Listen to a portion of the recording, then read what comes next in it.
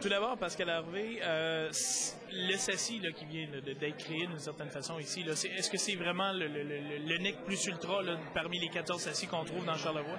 En matière technologique, je pourrais dire que oui. C'est sûr qu'en termes de nombre de participants, c'est la meilleure performance qu'on a ici dans le comté sur les 14. Si ma mémoire est bonne, il y a l'école de Saint-Hilarion qui se ressemble un petit peu au niveau technologique, mais ici, les ordinateurs achetés sont vraiment les derniers et les plus performants. Là, on parle de 14 SACI. Est-ce qu'il y a toujours place à développer le réseau encore une fois? Non. Pour les centres d'accès communautaire, le programme d'accès communautaire d'Industrie Canada, c'est-à-dire qu'il n'y a plus de financement qui est disponible.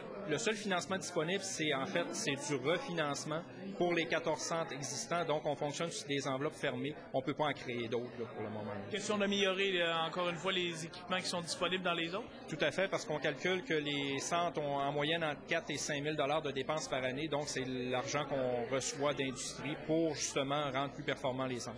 Qu'est-ce qui fait en sorte que le SACI, ici à Clermont, à l'école Laure Gaudreau, est différent des autres? Il est différent de par la clientèle. C'est sûr que ce 14e centre-là, à l'inverse des 13 premiers où nous, on les avait implantés, le 14e centre vient de la communauté. C'est-à-dire que c'est la communauté qui a fait une demande pour obtenir un centre d'accès communautaire, ce qui ne s'était pas fait au début. Donc, c'est sûr que la clientèle est peut-être plus âgée, c'est peut-être plus différent en termes de formation, ils sont peut-être plus réceptifs comparativement à d'autres centres. Donc, c'est ce qui est particulier. Et je sais qu'Olivier Fortin, qui travaille au niveau de la formation, est très, très, très heureux de son groupe qui grossit de session en session. Et évidemment, ça touche également les jeunes aussi qui en profitent durant l'école. Par ricochet, c'est bien évident. C'est sûr que là, le mouvement est venu de la communauté, mais comme les écoles comme les ordinateurs sont dans le laboratoire de l'informatique de l'école primaire, les premiers visés, naturellement, sont les élèves. Là, on parle d'investissement de combien?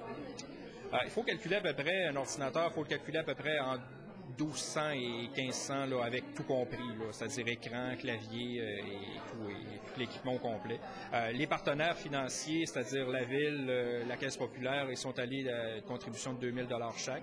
La commission scolaire, elle, avait déjà 6 ordinateurs, en ont rajouté 2. Et nous, la SADC, via le programme d'accès communautaire, on en a rajouté 3. Pour un total de 15. Exactement. Merci beaucoup, M. Hervé. Ça me fait plaisir.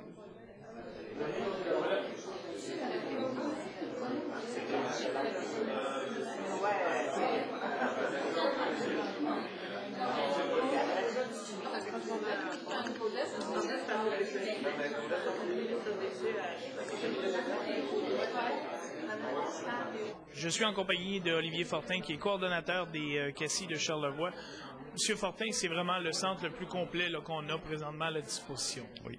Malgré le fait qu'on en ait 14, donc Clermont est le 14e, on peut dire que c'est le centre qui fonctionne le plus en ce moment dans toute la région de Charlevoix. D'où est né le besoin de renouveler les ordinateurs?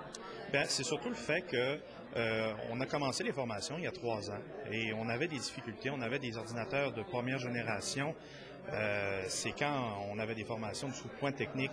C'était difficile, c'était lent, et on pouvait pas. Il y avait des cours qu'il fallait couper parce que il y avait pas les bons systèmes, il y avait pas encore les bons logiciels. Et depuis que ça a été renouvelé, là, à ce moment-là, on a soulevé toutes les barrières. On peut présenter des cours d'actualité au lieu de présenter des cours, des logiciels qui sont plus désuets. Donc, vraiment, à ce moment-là, on donne un service vraiment très complet. Et là, vous allez chercher environ combien de personnes par semaine? On peut dire qu'on a à peu près une trentaine de personnes qui viennent suivre les formations par semaine. Sur 2 soirs semaine à peu près. Donc, on a un nombre de 15 postes et on les remplit presque tous les cours qu'on offre. Et la formation, c'est vraiment la fonction première des CACI. Oui, c'est ça. Donc, comme on le disait, les CACI sont surtout là pour offrir de l'accès libre, de l'accès Internet en public, mais il y a un besoin de former les gens parce que les gens ont besoin de savoir comment ça fonctionne sur tous les domaines, sur le domaine de l'Internet, sur le domaine du courrier électronique et tout ça. Donc, c'est là surtout notre objectif premier, de dire les gens doivent être enseignés, puis il n'y a personne d'autre pour le faire en passant. Merci beaucoup, M. Fortin. Ça fait plaisir. Je suis en compagnie de Claudette Jean, qui est directrice ici, entre autres, de l'école Laure Gaudreau à Clermont. Madame Jean, on voudrait savoir combien de temps les jeunes vont utiliser ça? Dans quelle proportion les jeunes de l'école vont utiliser ce local? En fait, les jeunes, ils l'utilisent déjà le local.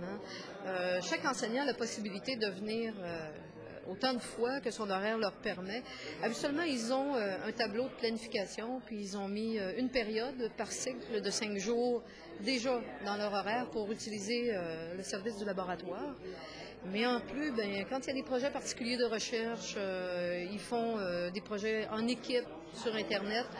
Ils viennent ici à grande fréquence, je vous dirais, peut-être sur une période ou un tableau de 20 périodes, le local peut être utilisé en moyenne entre 10 et 15 périodes semaine.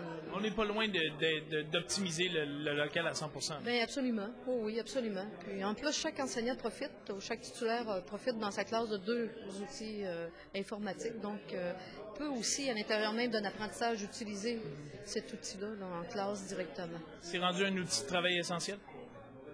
En tout cas, si c'est pas essentiel, c'est très utile. C'est pertinent, effectivement. On ne peut pas se soustraire à cet outil-là ou dire, moi, j'en fais pas du tout. Les enfants sont déjà habilités avant même qu'ils entrent maintenant à l'école. Alors, quand on pense de dire, moi, je ferai jamais de projet avec les élèves sur informatique, c'est pratiquement impensable, je pense. Ouais. Merci beaucoup, Mme Jean. Ça m'a fait grand plaisir, monsieur. Bonne fin de journée.